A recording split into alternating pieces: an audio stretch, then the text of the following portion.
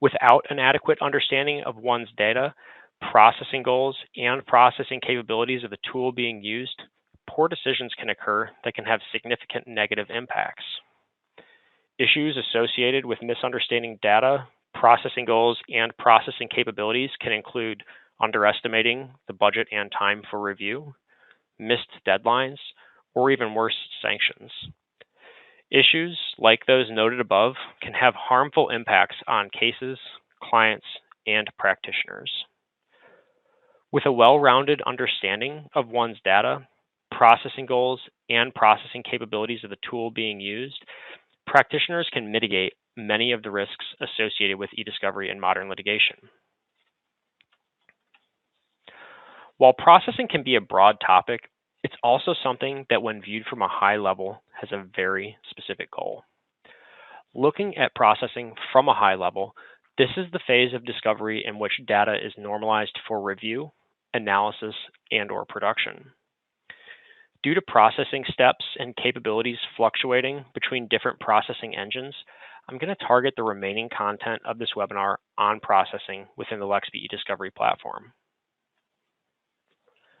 When data is uploaded into the Lexby eDiscovery platform, there are several automated processing steps that occur before it is ready for review. Additionally, once the automated processing is complete, there are several post-upload processing features that are available, which can significantly expedite and allow for a more efficient review. Some of the automated processing steps that can occur upon upload include conversion to a normalized format, MD5 hash assignment, file repair, placeholder assignment, archive and container expansion with contents normalized or assigned a placeholder, email attachment extraction and the creation of family relationships, custodian assignment, metadata extraction and field population, native text extraction, OCR, and indexing.